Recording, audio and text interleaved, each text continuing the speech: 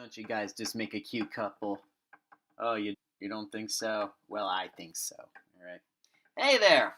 Welcome to my conversation and interview with Adam Farrell. Now, I'm sure you probably don't know who Adam Farrell is, but he has an awesomely funny YouTube channel. You guys should definitely check him out. Here's a link in the description. Incredibly funny, really talented, and he's actually had quite a past and present and future.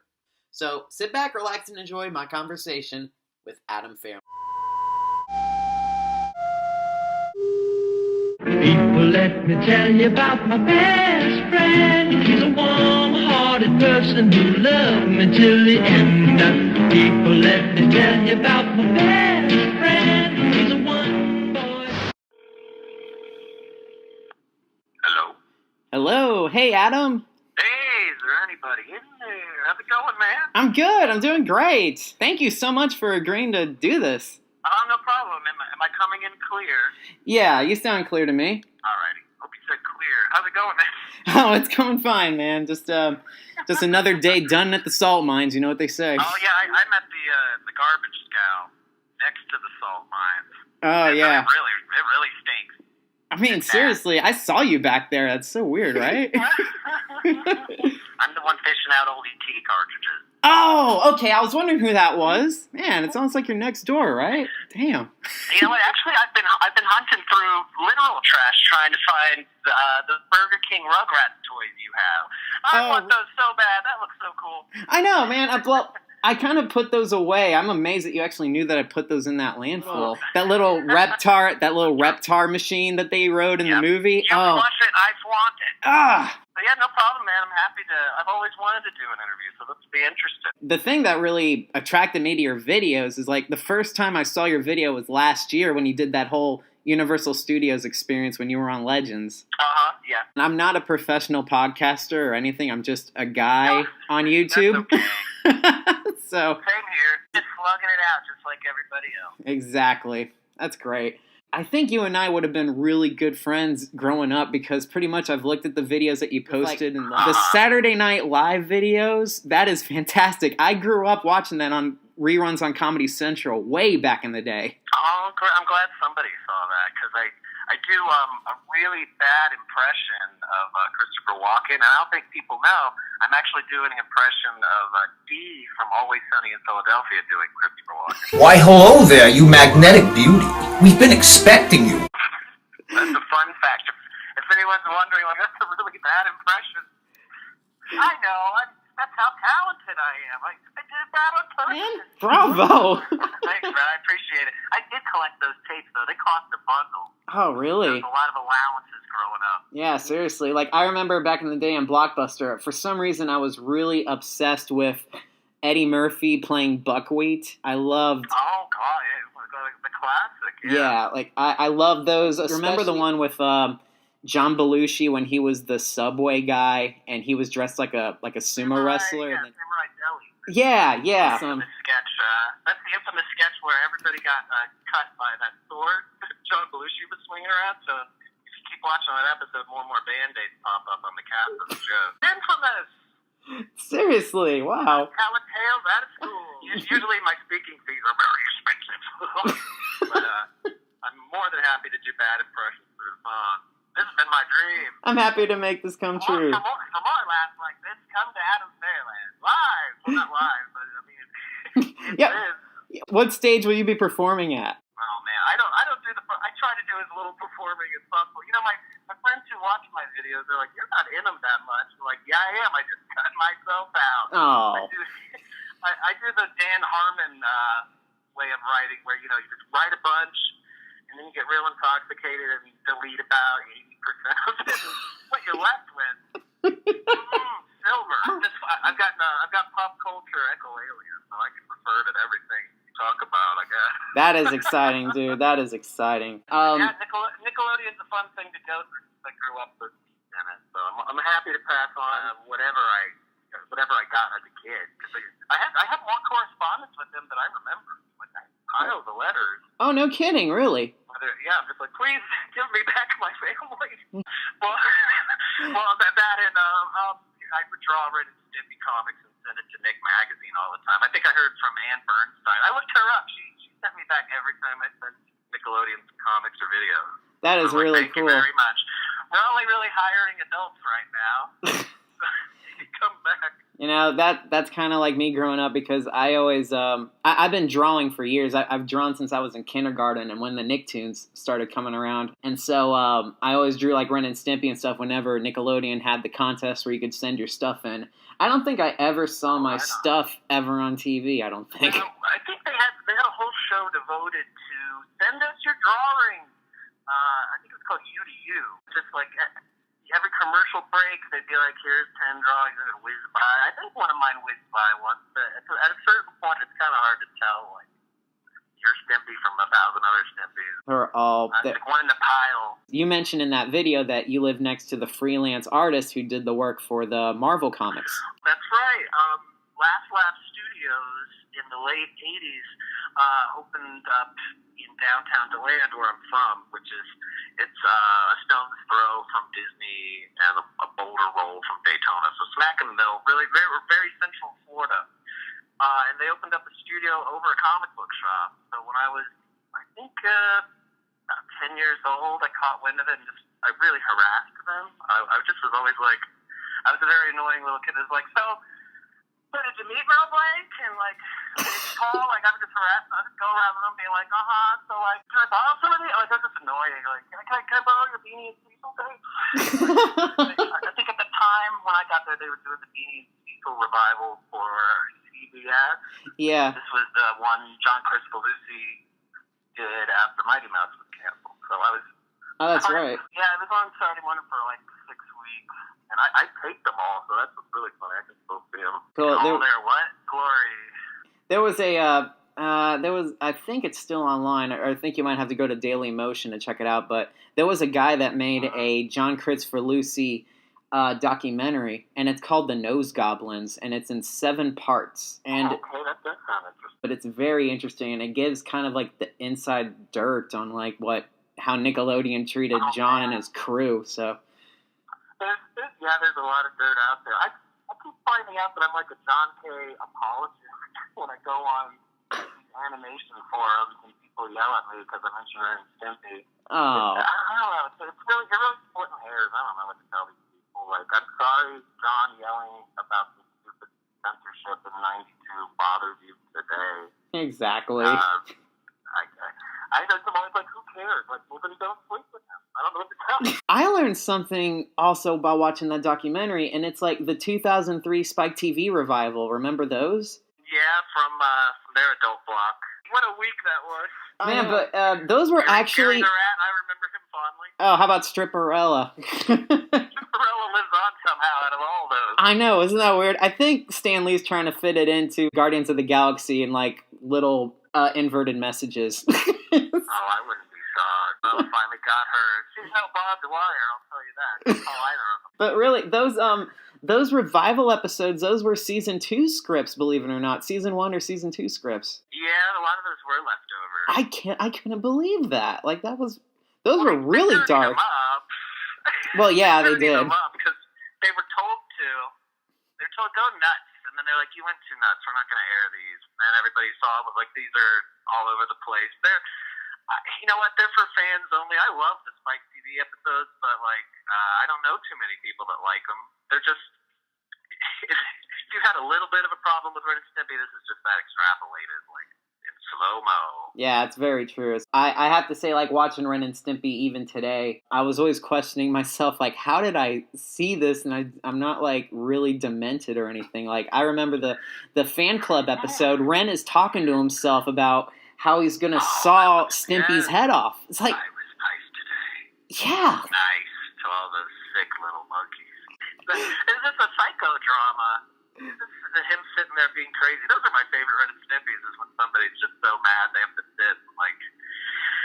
Oh, and also the classical music when it starts to do the distorted motion. Oh, God, it just gives you chills. Oh, beautiful. I'm good. Thank God John K's dad abused him so we can have Exactly. so many hours of wonderful cartoon.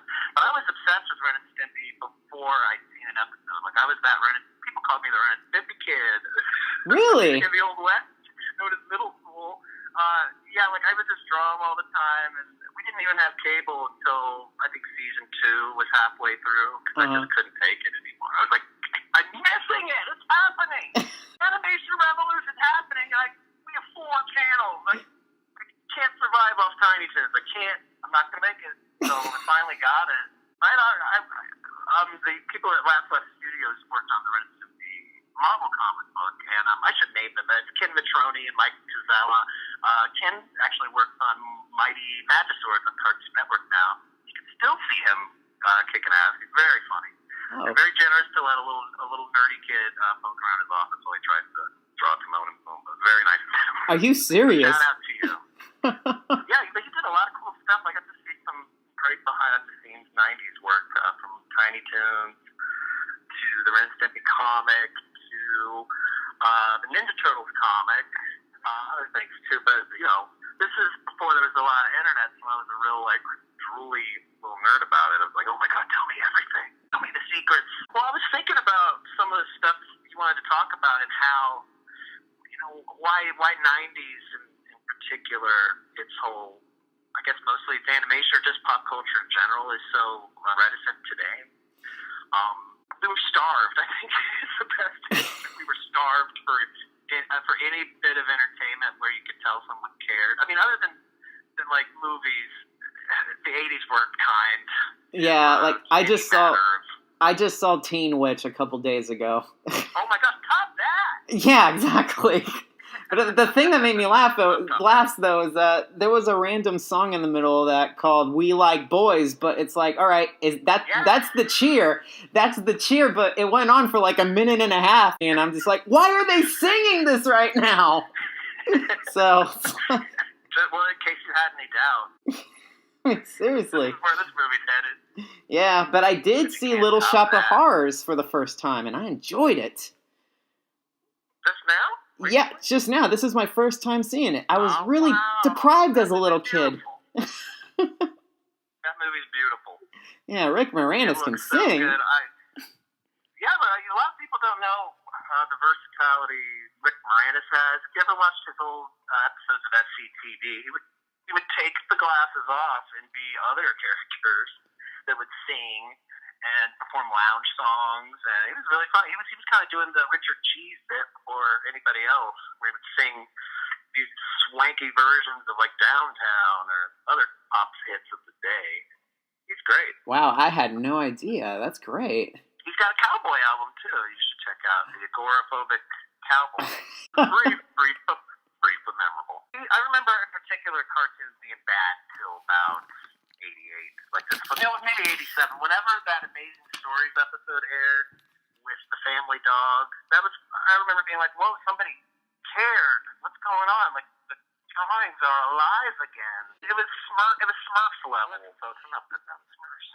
I'm just saying, the Smurfs have 2 expressions, and that's all you're gonna get. So, when stuff like Mighty Mouse, the New Adventures started happening, you're like, somebody drew a lot of stuff. I can tell because they're making faces. They're feeling. They're alive. I tell you. I know. It's just the fluent animation. It's like Don Bluth style, pretty much. Yeah, just anything that's just so lively and colorful, especially sometimes where you can just see the difference. What's that? Don Bluth was really kicking at that time. It wasn't completely dead, but Don Bluth, if anybody could animate swagger, that guy's really good. You ever notice there's a handsome dude in his? I think I said this in my Hot Cartoon Guys video. Don Bluth just had animate a man talking to somebody with a cigarette. I remember that one. I'm sure you'll be too. I love how you put Xander from Drawn Together in that one. That's hilarious. Okay. Yeah. Because I forgot about Drawn Together. People love that guy. People really wanted to do it with that thing. My favorite move is the reach around. Yeah. And I think, sure, he had only one joke, but it was hilarious. Oh, yeah, I agree. That show doesn't get enough credit because, you know what? I love that show more than South Park at the time, too, because every commentary I heard on the DVDs, and all they could do is talk bad about their show and talk about how good South Park is. I'm like, guys, Drawn Together is not chopped liver. It's a good show. I didn't know Drawn Together suffered from low self-esteem. Parts of Drawn Together worked. I always felt like there's a certain type of show that the concept is way better than the execution, and I always felt Drawn Together was kind of in there with what was that show about the video games? I think it was on G4 for 2 minutes. I forget what it was called, but there are other shows that are like, oh man, a show that takes place within a video game, that's great. And then the execution is fairly man show, or check out the strippers, dude. We gotta get on. Fine. I guess that's as far as we're gonna go. I guess so. Code Monkeys. That's what I'm thinking of. Oh, Code wow. Monkeys. I forgot about that one. Remember that was a great concept, and then you watch it and you're like, I feel kind of bummed out. It's like I'm trapped in an elevator with Adam Carolla. With me and the Red. I get it. Boobs. I get it. But I'm glad. I'm really glad Classic Nick's making a big retro re-hit. I've been talking about it this whole time. I've been a big fan of Pete since its inception. I'm glad that's finally re-entered the conversation. Finally. Oh, I know, right? I was really excited to see that, especially the commercial. How was that reaction to seeing Pete? That was great. Yeah, just seeing like Little Pete like outside of Viacom like picketing with himself. That was great. Well, I'd met Little Pete on the set of Figure It Out when I did the pilot. That's so right. I was starstruck at like 15, I think. I couldn't drive yet, so I was about 15 when I did Figure It Out. That is cool. How did you get the gig doing the pilot? Like, how'd you do that? Like I said in the video, if you wanted to take part in Nickelodeon production, you had to be in town for like 3 months at least. So you had to be able to find the information. Like the Orlando Sentinel would often be like, "We need kids. Give us your kids. Bring your kids around back," kind of like ad. And then I begged my mom to drag me out there. She was like, "That's fine." And they would, I think for Figure It Out, I actually had to do an audition where I did a lot of bad just like now, I'm doing a lot of bad impressions of Nickelodeon characters. And I guess I just and I could draw. So they, at the time, Figure It Out had more of a win, lose, or draw component to it, where there were many hosts to the show. One person would do, the guessing game. One person would draw, and you would guess the pattern. So I was in charge of that part, just being generally silly. Yeah. It was fun. I'm sure, man. I would love to see the pilot if it ever gets surfaced somehow, because it looked like it had like a puzzle design compared to the. Available. What's that? I think there's like 2 seconds online. Yeah, it's that. Oh, you don't see me. It's that Orlando thing. Yeah, 10 years of Universal Studios Orlando. It was yeah, good. That's what the guy says. 1,000th episode of Wienerville. I was like, there's 1,000 episodes of Wienerville? Yeah, I flipped out. By the way, I got to thank you for posting that too, because I update I've been updating the Wienerville Wikipedia since 2006, and I had no idea that they were the 1,000th show to be taped at Nick Studios. That was really cool to see that. Yeah, Wienerville. I remember watching a lot of Wienerville. Yeah, that was my show when I was growing up. I enjoyed the heck out of that. I taped it so much and watched it over and over. So, yeah, it was good. I feel like... I was just a big Wiener fan. Or Mark Wiener fan.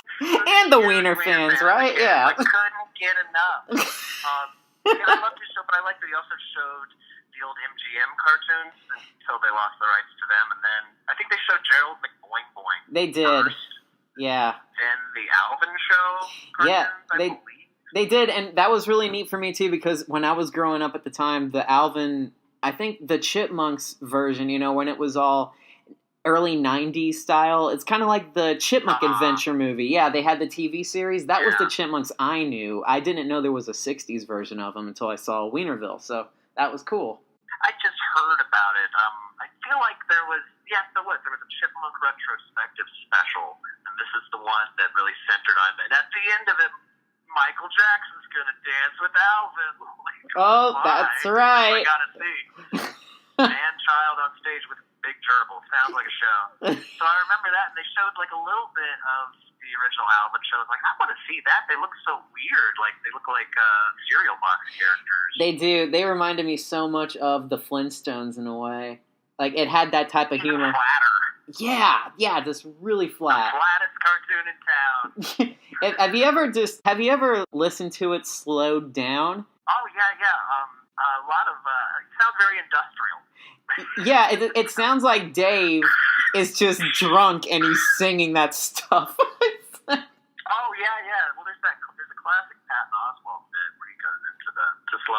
chipmunk part, so it sounds like a normal couple of guys being yelled at by a demon. But I would always slow down the opening theme because it would turn it into an industrial Tool type song. Like, what? Ow! Like, it sounds really, really scary. Oh God, I gotta do that. I haven't done that yet though. Man, I gotta hear that. That's great. I really kept up on the chipmunks though. There's this one thing I remember. It was Will Smith as the Fresh Prince. He hosted this. I think it was Rockin' with the Chipmunks. Yeah, that might have been the special. Yeah. Yeah, and it was just a bunch of music videos redone with the Chipmunks. Oh man. Just seeing the Chipmunks doing the Beach Boys, then Elvis Presley, Oh yeah, nice. Elton John. Timely. Yeah. See, I'll put the chipmunks on my iPod and mix it in, and people give me shit for it. But I'm like, they're talking chipmunks. You're not amazed? I know, right? Why won't they go on tour here? I would love that. The Electric Mayhem. Where are they? Did you like the Revival movies a few years ago? I saw the first Chipmunk Revival movie because I was like, well, gotta go. Yeah. It was a very lonely experience. I I didn't care too much for the live action one. They're a little, I don't know, there were some parts that I actually did think were funny. Like the resolution to the first one is pretty stupid but hilarious. I think they're putting a cat carrier. Yeah, that's right. Escape. That made me laugh. I love David Cross, so that's sort of what got me into watching the movie, so I enjoyed love him that. too, but I don't like watching him sweat. Like, he looks pretty sad. They're poking him with, like, sticks, it seems like. He's like, all right. I'm thrilled Rocco's coming back. The Colonel in front of something. Oh, that's very true. Rocco's great. Rocco's wonderful. Yeah, I enjoyed Rocco. It's just, man, this is July. They were just promoting the crap out of that. It looks good. It does. The animated preview, that looks really good. Yeah, I like the fact that they're showing smartphones and how it updates again and people are waiting in line again for the new phone. So that's really true of real life. I forgot Rocco's rule of thumb that everything's kind of melty looking and like hurts you somehow. Like, I like the 3D glasses punching him in the face. That makes sense. That's Typical Rocco, you'll never win. All right, Bev. It's not just sourpuss. Mr. Big Head was my favorite. I think he was the devil on Cow and Chicken, I believe. Oh, yeah, that guy. What is his name? Oh, God, I forgot his name, but... It didn't work. Cancel. Exactly. Cancel it. I had a friend of mine Clone that... High. Oh, my God, yeah. Clone High. I remember Clone High. That was really good. Clone High was great. Yeah, did you like it? It shouldn't have been canceled. It shouldn't have been canceled. I could have gone for like 7 more years of that show. Yeah, same thing with The Critic. I enjoyed that show. I was just going to say The Critic's another one that kind of, I don't understand why it got canceled because everybody still watches it somehow. Yeah, it's very true, but... Somehow it's still on. I was able to meet Mike Reese at a convention a few years ago, Oh, wow. and he was doing a critic panel talking about how the show came to be and how it got canceled. Well, apparently the president of Fox, who bought the show, got fired, and then there was a new president that came in briefly, and he just absolutely hated the show, and so they didn't renew it. Even though it was a success for the second season, they still canceled it for the effing president. And then he got fired. Ooh. So, That happens a lot. Some shows get stuck. Like, if it's a success, it wasn't your success, and it fails, way to go, stupid. So I don't touch it. exactly. And it's a shame The Critic got treated like that, because it seems like that, I don't know what the problem was. Like, it's not like it got really awful or anything. No, in fact, I feel like it got better. Like, even on reruns on Comedy Central, it ran for so long. Like, I remember staying up at like 1 o'clock in the morning or midnight watching it, so it was good. I think when Comedy Central bought it, they paired it up with Duckman and aired it late night. Ah, that's right. I remember seeing that hour and being like, oh, thank God Duckman's still kicking. How come it hasn't made a return? It seems like that'd be an easy one to retrofit. Oh yeah, and Jason Alexander, I'm sure he would jump on it. Unlike The Critic, half the cast of Duckman's not dead. So That's very true. it's an important distinction to make for your show. I'm so sorry. I'm I'm gonna go to hell for laughing, but that was really funny though. Oops. No, that's Too great. soon? Too soon? No. It's like a joking about Abraham Lincoln. Oh, too soon? I'm Yeah, sorry. There's not enough Lincoln in comedy. I know there is, but there's just not enough still. He made his way to the Conan show because he definitely uses Lincoln a lot on his show. That's funny. You know, I've been watching the old Larry Sanders show from HBO. Man, there's a lot of Conan bashing. I didn't know when Conan came on, everybody was like, "What a freak show!" Yeah, I think he's outlasted them all now. he has. He's definitely the oldest host now. It's he was I grew up. Yeah, I grew up watching him because he made an appearance on The Simpsons, and that's pretty much who I knew who he was. Right. My very first. I guess, that's where it came from. Yeah, funny enough, man, my very first Simpsons episode, I'll never forget this. It was Thursday night. It was Bart Gets Famous. That was my first Simpsons episode. I didn't do it. Exactly. Well, did it live up to the hype? Because I'm sure you saw all the Burger King dolls. Butterfingers. Yep. That episode makes fun of the mania pretty solidly. Ironically, it did. I remember when The Simpsons was shocking. That was another thing in, I guess, '89 when that started to come out. Just its tone frightened parents. Parents were scared of that show. What if they said, "Damn, what'll we do?" Oh no. Genuine concern. Unlike Ren and Stimpy, which parents were a little abstractly afraid of, The Simpsons swore. So they were like, "Well, no, the curse words are bad." Yeah, pretty much. The South Park movie pretty much parodied that. I'm actually shocked. Like, some of that Ren and Stimpy stuff they got fired over, that's pretty par for the course now. I mean, oh, yeah. It's like it's child's play compared to now, I would say. Like, hell, you watch a regular show, you see people tongue kissing. Like, okay. I saw a bird kiss a cloud. I don't know what the hell's going on in that show. Yeah, exactly. How am I supposed to explain that to my kids I don't have? I would too on mine. They don't listen anyway. Did you watch all the Nicktoons, or what was the Nicktoon you stopped at? The Nicktoon, yeah, the very last Nicktoon I stopped at was Rocket Power because it just looked awful, so I never watched it. I gotta be honest with you, I never watched it or gave it a chance because it looked bad. You know what, I never watched Rocket Power. I just assumed that they were the kids from the Burger King Kids Club, like what they do when they're not eating burgers. Yeah. I get so hungry. This show shows you. I always wondered why he liked ketchup. Yeah. They all looked like I think they were animated. They're Klasky Csupo, but Klasky Csupo also did the McDonald's Land cartoons that were like giveaway video premiums. And that show looks so much like Rocket Power. I just couldn't differentiate the two. I was like, why are they going to McDonald's? I never saw the McDonald's cartoon, but I did see the promotional thing for it. It was like, oh, Ronald looks really... It looked hyper-promotional, on birth. It did. Hey Arnold was... I petered out, around there. Oh, did you really? So around the same time then? Around Hey Arnold, I think. That was the first one that I was like, well, you know what? I'm not in school anymore. Yeah. I really can't relate to these kids. Yeah, I was kind of the same way. I came back as soon as Invader Zim happened.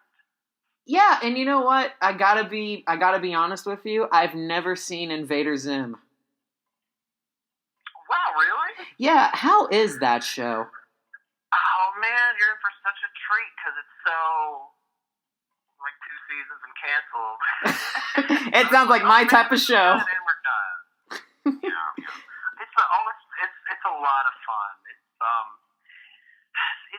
It kind of reminds me of Ren and Stimpy, and in a way, you can't do that on television. Like the way it portrays adults as just being screeching idiots. But whereas you can't do that on television, adults are more like, let's face it, alcoholics. The characters in Invader Zim, the adults on Invader Zim are a little more, like they're pushing through the pain. Oh my god. Through the pain in some cases. They're just like, I don't know what's every adult has had their left lobe removed. It's a lot of fun, and the animation's great. I think the thing old man complain about cartoons today is that they don't make enough faces and they don't move enough. Yeah, because everything's all digital crap now. I just watched that Looney Tunes show movie. I think it's called Rabbit Run. Yeah. Bummed me out. It Oh, wasn't my even like the God. Looney Tunes show, which I've made peace with. Like, it's kind of a sitcom. It's a little more static than Looney Tunes tend to be. But this was a movie. Like, why aren't the Looney Tunes moving? This isn't home movies. Like, Looney Tunes move. Yeah, like, Like, oh no, Filmation's back. It just seems like all the worst Chuck Jones tendencies have been used in the new Looney Tunes show. But the movie was just unforgivable. Like, they can't just talk. Like, this is a movie. I know, it's just move. They're on a treasure hunt. Make a face. I try not to be too hard on animation because it is so hard. Mm-hmm. But man, when it's bad, it's bad. Yeah. It sucks to be like, I know I can see the sweat, even if it is, Flash or something. It's still hard. Yeah, making the videos we make is hard. Yeah. I'm always like, well, that's about as good as I can do. Like, with that. hell, I just try to create an aesthetic I'm comfortable with. You do really You're good like, well, that's stuff, it for though. me. Like, with the editing and Thank everything, you. you're very sharp and very quick, and it makes it hilarious. So Nice to say. I enjoy watching that, but I'm sure it's tough to get the timing right. I'm doing it on garbage. To tell the truth, like, I'm using a really old laptop. I think I'm on iMovie 9. Oh, really? Moved up since then. Just for financial reasons, I just haven't been able to get a new computer. But part of me is kind of afraid to lose the homemade aesthetic that I Yeah. really like. Yeah, and I have to say, I grew up watching, like, the Angry Video Game Nerd and the Nostalgia Critic back in the day, Mm-hmm. and I really can't relate to them anymore because it's gone very high budget. So, Sure. I think everybody, I don't know, I always looked at YouTube as sort of the next wave of cable access. So the parts I liked about cable access were like, look at their house, or like look what they're trying to do. Like, it has a really like, nice oh, man, feel. nice effect. Like, I don't want to be blown away. I want to be taken into somebody's homemade puppet show and be like, oh man, they sure do like sandwiches or some weird thing about somebody. I agree. I'm looking for totally. the human connection more than like a damn good lasers. And this is definitely a public service that we should do. And I totally agree with this. It doesn't matter how shiny everything looks. What matters is the entertainment. That's pretty much all that matters. Yeah, I try to adhere to what's just funny. I mean, while I'm doing it, I'm like, this is just about stuff that I like. I just want to get the jokes myself. Like, I try to be very selfish about it until I panic in the right half of it and go, well, if somebody should be able to understand what I'm talking about. So I try to open up against my better judgment. I totally agree with that. I did want to ask you a couple things about Legends, by the way, when you were on. Oh, sure. But first, I want to ask you about Dak and Friends. I heard you write your own comic strip? Yes, it's called Dak and Friends. Yeah, that's good, young Adam. Yeah, you want to self-promote yourself. I mean, the internet hasn't really been around that long, and nobody has it, but hey, if you want to read my stuff, just track me down. Wow, that's great. What was that about? Wow. Well, good catch. Yes. Well, let's see. I'm in what grade? I think I'm coming out of middle school, so I'm still drawing this comic where I'm a turtle. Like, I'm a turtle named Dak. Okay. But instead of a shell, I'm wearing like a flannel because it's the 90s. So, and I don't have to draw the shell anymore. I draw a weird flannel shape. So, and then I would just base it on like my friends and give them weird, insulting names and gross characters. But what I thought was really funny about it was like you would have to know me to get a hold of any of this information. Oh. Come to see me. You have to come to my house. I should have said my address real quick. Yeah, man. Feel free to send your offers to random kid on TV. Yeah, it's like you said in the video, just track me down. I like how I'm clearly trying to be entrepreneurial, but like to no end. Like, it's just funny. Like, here's a little heads up to myself. I'll sign your yearbook if you bring it to me. Oh my god.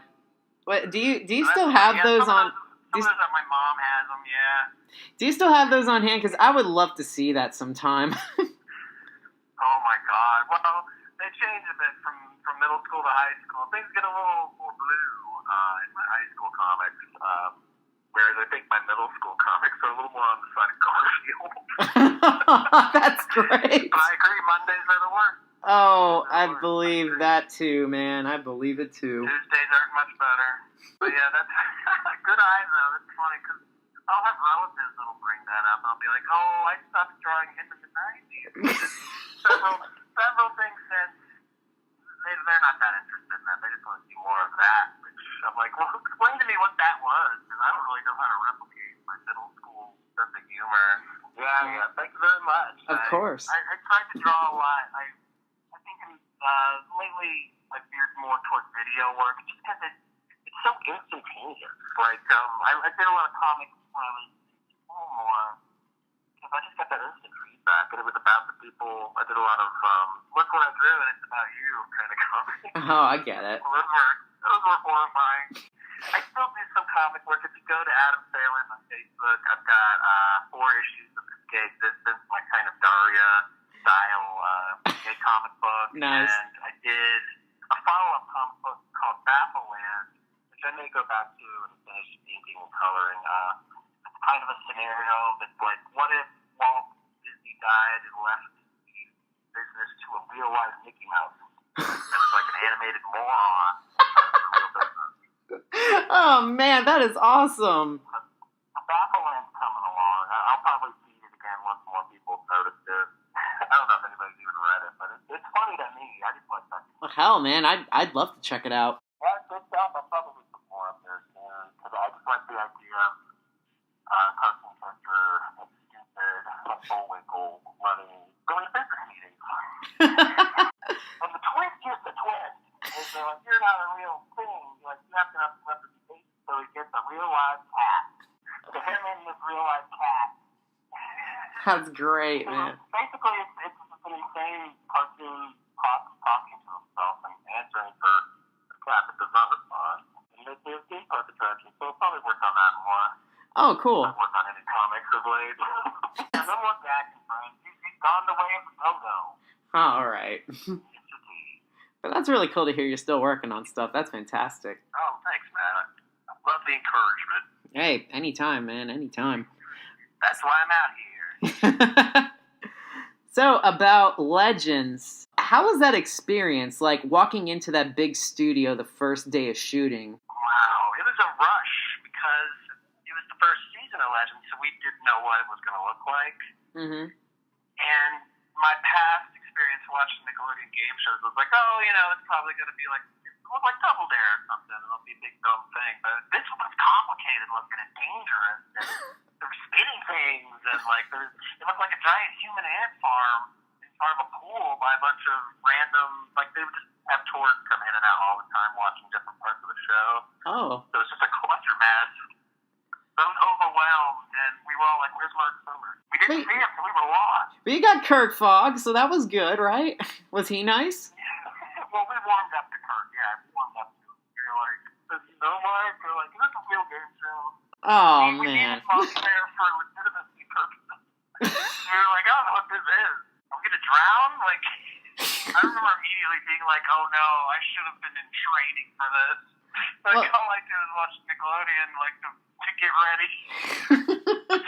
Some kind of cross a mode. I'm not a fit kid at the time at all. So I'm like, I added a lot of dirty noises because they needed to be added. When you ran towards the gong, you said you hurt your hand. Oh yeah, you had to cross the moat and then slam your hand down and hit this button. But they never really said slam your hand, so I don't know why I did it. But Oh, okay. imagine just punching an elevator door button and it hurts. So it's like, oh my god, why'd I do that? I just thought it would look cool. Yeah. So the way I'm just curious about the way it worked. Were you there all day? Yeah, we came in early, and they sort of lined us up and paired us off by, I guess, sort of like how you get paired off in college. Like, oh, you guys like art? Well, now you're gonna fight to the death in a temple. And that's how I met the girl in that video. She was sportier than I was. They were like, "Put that wimp with the tough chick." But yeah, they paired us up and we kind of chatted for a minute, and then they just introduced us to the show basically. Mm-hmm. Kirk Fogg, and then he explained how we were kind of gonna like we did like all of the mode at once, took a break, did all of the steps of knowledge at once, took a break. I think at that point we were starving, so I gave us food. That's really And neat. I remember being shocked at how rambunctious the other kids were. Like, I thought we were in a... I was such a nerd, man. Like, I thought this was a professional environment. Kids are running around, picking up phones, being really bad. Holy crap, I was really? like, I'm just going to listen to my thoughtful and quiet. Prepare myself mentally for the next strength of events. Yeah, I was listening to Alan Sherman. I don't even know if that joke might not make sense within context, but it makes sense if you're me. Well, Listening to Dr. Demento, probably. look, I grew up watching Legends. I enjoyed it, but I love the running of the temple. But as I got older, I love the wrong answers on the Steps of Knowledge. Each of these men was a friend of Wild Bill and later fought a battle at Little Bighorn. General Grant, General Custer, or Colonel Sanders? Silver Snakes. Colonel Sanders. Incorrect. Did the Steps of Knowledge take a really long time? Like, were there tons of wrong answers? No, it took about as long as it did to film it. I think there was a couple of goof-ups. I think that's what I was most surprised to learn is how often they're like, okay, I know we just filmed it and you lost and you're sad, but we got to recreate that scene from this angle. So if you could just say the wrong answer again. Oh and my, we'll get it. that was really awkward. Cool. That's cool. That's Yeah. very cruel. The kids, they did not look that thrilled. But hey, I mean, gotta win that strawberry quick. Did they announce the Somebody's prizes? gotta go home with the shoes. Yeah, did they announce the We prizes? didn't know what we were getting. Oh, okay. It was all a mystery. They're like, you'll know when we show it to you on TV, and you get a thing in the mail. I got that Spider-Man X-Men game. Oh, cool. Super Nintendo. So I was pretty much set. Well, still though, I mean that's pretty badass, and I love your, I love the way you ran up the slide. On your knees. On your knees. On your knees. Rules are for suckers. Oh, that's it. Good job. Red Jaguars. Nice try. It was close there. On your knees. Look, I was really caught up. I really like that I found a clip of Kenan Thompson shaking his head in disgust for when I ran up the slide. Yeah, I died when I saw Keenan's I was face. caught up. They called me out on it. Like, I deserve to lose there. So. But yeah, it was a lot of fun. It was exhausting. I remember that much. Did you also get to like go to Universal and ride the rides, or was it just pretty much like a day at work? It was pretty much a day. Okay. Day at work.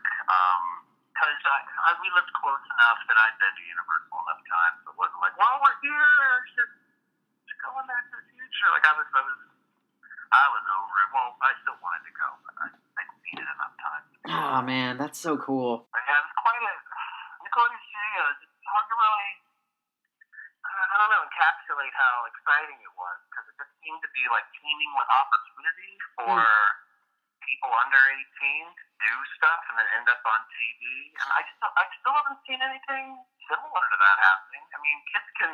I think Cartoon Network did some bumpers a little while back where kids at home on their iPhones being like, "Hey, you're watching Gumball." Yeah, but it's not the same. Yawn. I remember the last time I was at Nick Studios. It was 2004, and Near the end. yeah, it was. I was lucky enough to walk in there. It was like, I don't know what it was. I forgot it was like probably like the Game Lab or something. They didn't do a tour around the studio, but you got to go into like this room where they would play these Nick Gas games. And I think that was it. It was like, I do remember that. yeah, it was like 30 minutes or so, and that was it. But it was cool to just be in there. It was truncated. Yeah. Yeah, they cut like the middle out of that tour because I guess there was nothing filming. And I think they filmed it mostly with Halloween Horror Nights bric-a-brac. So it's like, keep moving, kids. This is Swamp Thing storage and the boulder from Problem Child 2. Exactly. I do want to go to Universal in Orlando. Do a video where I get hit in the face with a pie in front of the studio. I want to do that. What would you do style, yeah. Yeah, I just want to do that because I don't think everybody on YouTube has done the video where they go up into the ladders and look through the windows, but I haven't seen anybody do any actual Nickelodeon stuff in front of the empty studio. So Right. I kind of want to do that. Oh, yeah. Yeah, that's been kind of part of my YouTube mantra. Is like, what hasn't been done? What's not being covered? And trying to remain not derivative is really hard. Oh yeah, man. Because I think when I initially started doing YouTube, a friend of mine, because of anonymity, like a friend of mine got very sick, and while he was very sick, he introduced me to videos of Cinema Snob and Nostalgia Critic and Nostalgia Chick. And I was like, oh, we could do this, like, type of thing. Like, I want to talk about, gay-related media and theme parks. oh So we yeah, did that for a while, and he passed away, and I kind of stopped doing it for a while. And then I had some of my own health issues, and I was like, well, I need to accomplish something. I need to feel like I'm doing things. So I had several things not really pan out, not really go anywhere. I started to feel kind of spiraling. I was like, well, I can do this. I can do videos about things I like because no one else is doing them. I could go on about 30 minutes worth of hot cartoon guys, or there was a Gremlins ride, or I was on Legends. You want to hear about that? Like, I have some stuff to offer. I'm just trying to do it in my own specific ways. And I think the biggest YouTube challenge. yeah. I mean that's pretty much what I'm doing nowadays too. It's not about like being popular. It's just the fact of like, oh, I just want to get this out there. I work really hard on these videos and I get them out there, but I could probably promote myself better. But I also feel kind of like, well, I'm really looking for friends more than fans. Like, I probably don't introduce myself over and over again. I used to have like a catchphrase where I would work a phrase in gay dork. Yeah. I was like, oh, that's funny twice. I don't need to do any of that. It's been done. And even since then, Rantasmo and some jerk with a camera, they do gay stuff, their theme park stuff. And I've been like, well, I can still do it. I just have my own take on it. As long as it's original from my perspective, it's fine. We can all talk about the same stuff in our own special ways. And Yeah, exactly. we'll all be original. Exactly. I'm having fun doing it. I'm about to start the third season of TV is My Best Friend, which I'm excited about. Because I think I'm going to do more top 10s this year. Just about, I decided to talk more about television movies. Seems like that seems to be covered. YouTube videos, talking about every movie that comes out is covered. Yeah. So I got to go back and be like, remember this weird show from 1962? No one else It's saw always it. good to just be like, pick out like one of the things that not a lot of people know. It's always really cool. Yeah, I'm about to start. I was going to do top 10 episodes of Roseanne, because there is no video for top 10 episodes of Roseanne. Like, what? Nobody's done that? That's your chance. Well, I'll see what I do that. Speaking of nostalgia, It's like me doing a video on like, oh, the Jeff Foxworthy show or something. So it's like, oh yeah. yeah, it's like something like that, but it's just neat because it gives you your own identity, Where it's like, you could be like, really zero in on it too. yeah, you could be like the rebel, Like, don't follow what everybody else does. It's great. Don't subscribe to me. I don't want your subscription. Well, no, not that. I'm just talking about like picking things like topics. Yeah, you can subscribe to this guy. I'm fine if you don't. It's okay. I'll make the videos anyway. Yeah, that's pretty much my attitude now.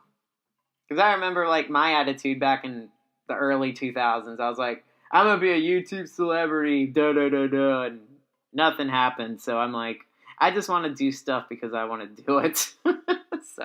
Yeah, it feels better. It feels better to act that way. Yeah. And, I love the way YouTube allows me to kind of do it real quick sometimes. Be like, I can...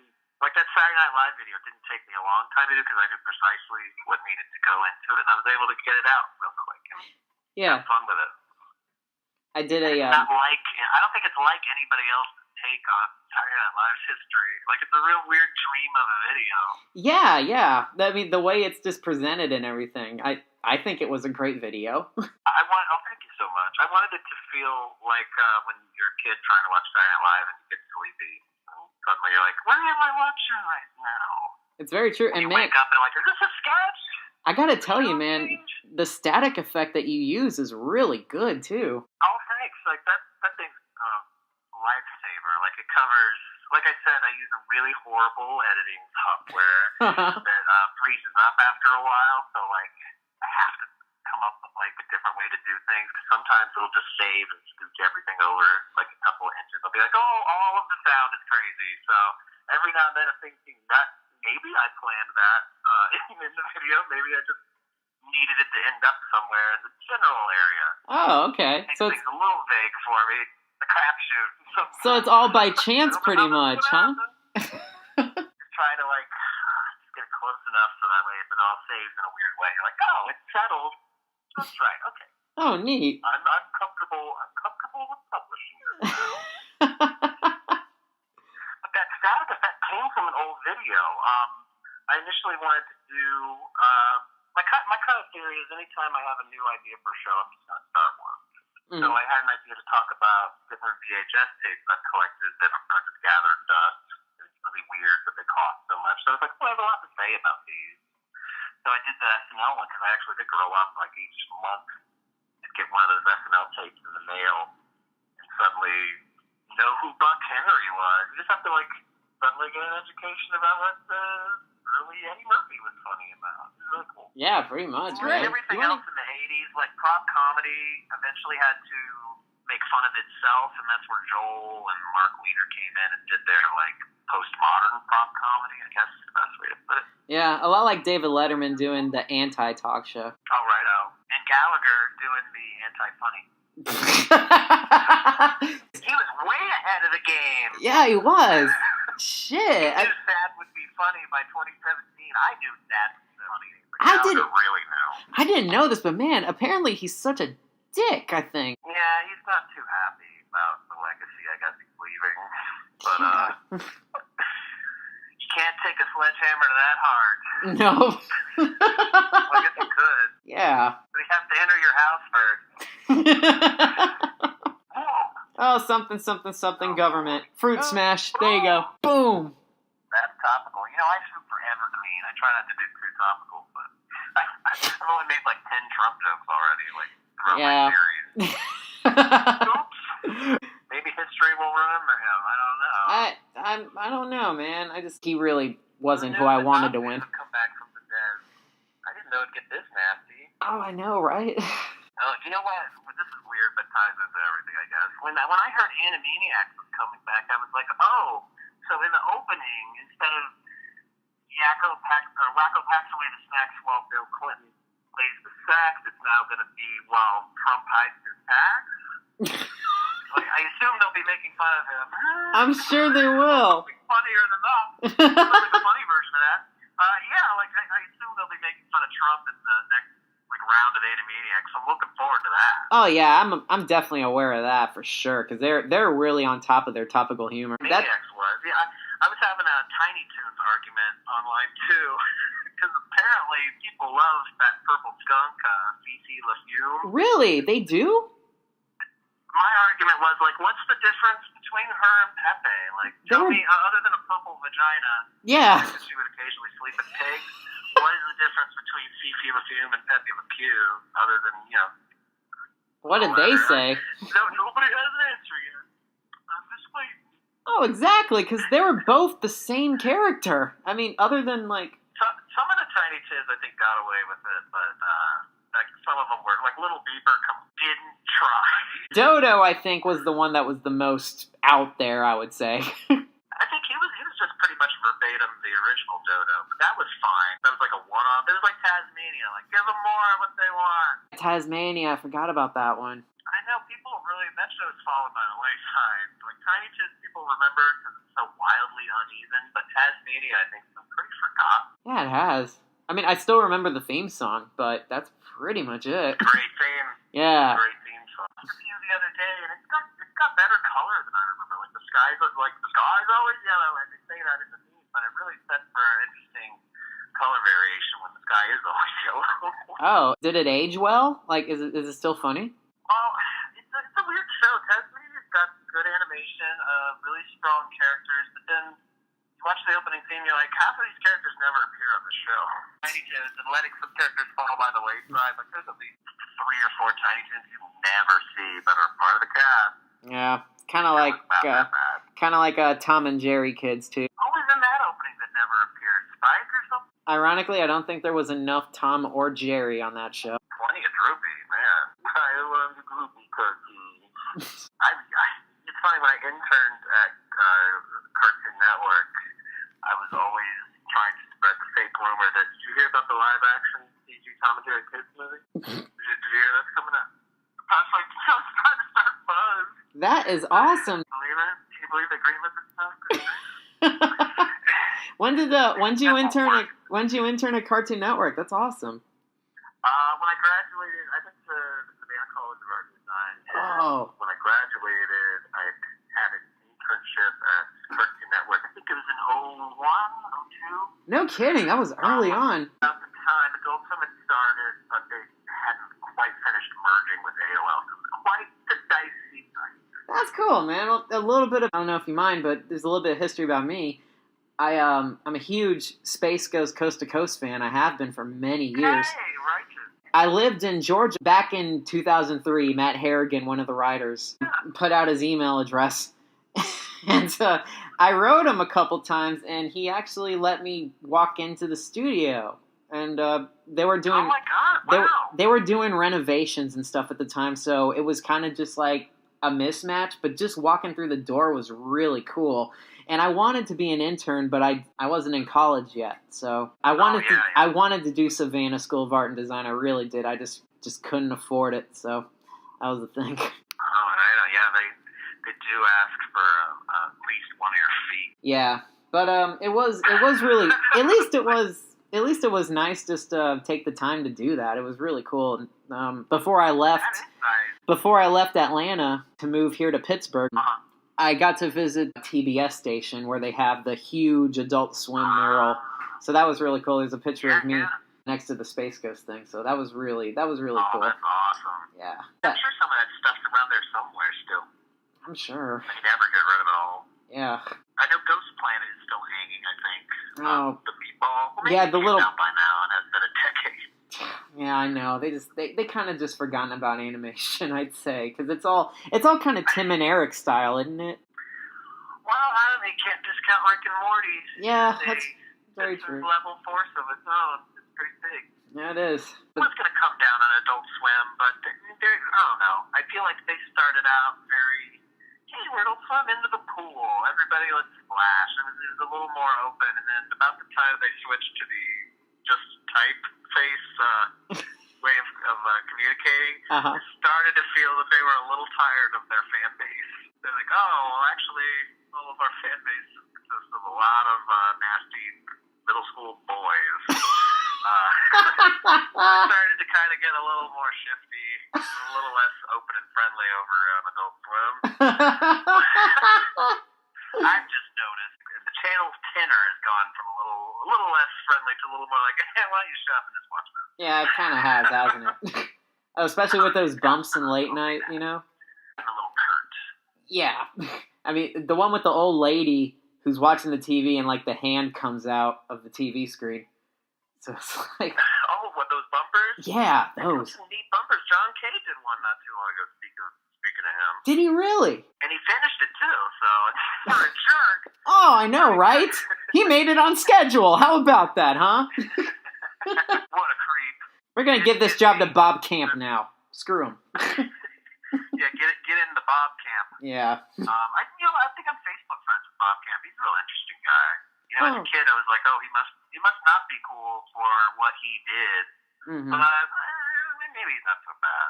I think the other part of the Ren and Stimpy universe that I think is rude, and I'm probably going to get a lot of hate for this, is Billy West, because he stayed with the show and John left or got fired. Well, I love Stimpy, but new Ren 2.0, I never quite got used to Ren 2.0. He sounded a little thick, a little less like Peter Lorre. Yeah. So that was a little, that's definitely just griping to find something to gripe about. Some of those later ones were pretty good. Then you find out, oh, look who wrote them. Everybody's season 2. Exactly. But I stuck with it. Ren Stimpy's one. I think Stimpy alone is the most appealing cartoon character ever. That cat. Really colorful, and I love the nose. It's really cool. I think I've doodled Stimpy more than anything else in the world, I think. That's pretty epic. It's ridiculous. Ridiculous. But I usually love Billy West. He was on that aforementioned Beanie and Cecil revival that went down in flames. Had he not done that, he wouldn't have been hired on Ren and Stimpy. So he failed upward. Way to go. Oh, thank you very much. Hey, he wasn't on the Doug revival either, but yeah. But then again, Disney's Doug was Disney anyway. couldn't afford him. That's right. He's like, we blew it all on Pepper Ann, Girl Doug. Thank you so much, because that's what I've been calling it my whole life. That's his girl, Doug. That's who it is. Thank you so much. His journal. Today I became a woman.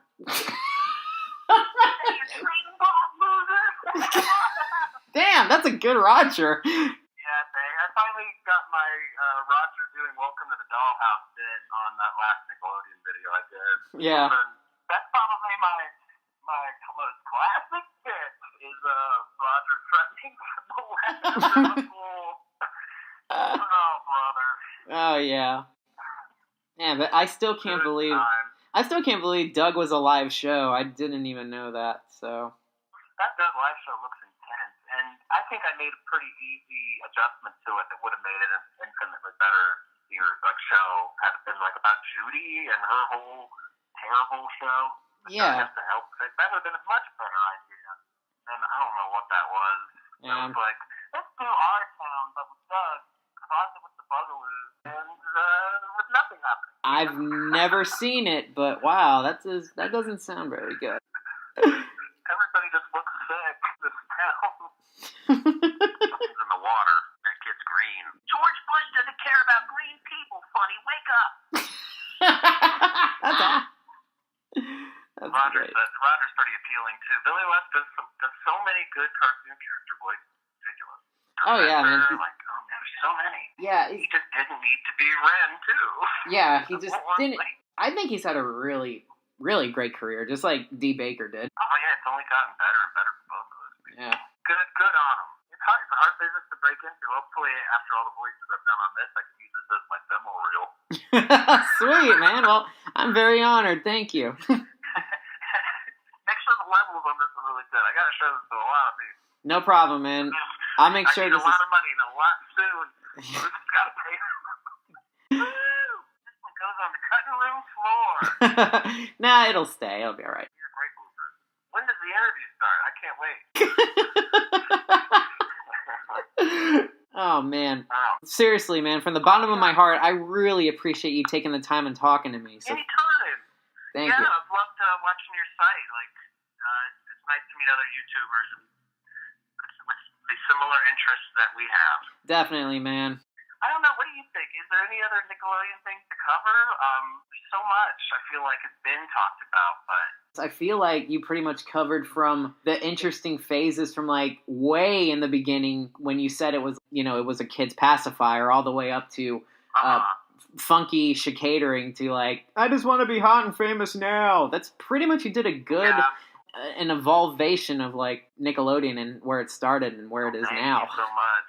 Yeah. That was so hard to get through. I'm sure it was, That video man. was so hard. Putting those clips together must have been hard. The clip farming was the worst part, but I knew for the most part what I wanted to throw together. It was just like, doing this is going to be a chore. And I had to go home to Florida and dig through these, like, all these old papers to find all the old Nickelodeon work. Which luckily it was all in, like, one big tuft. So I just was like, take this to Atlanta to scan and enter it in.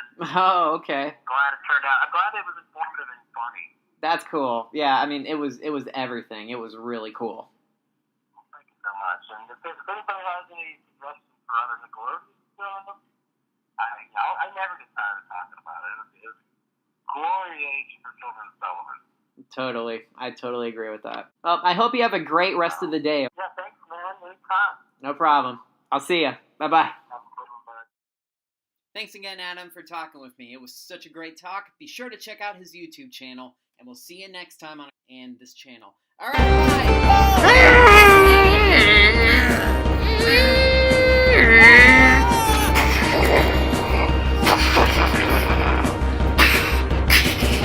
bye!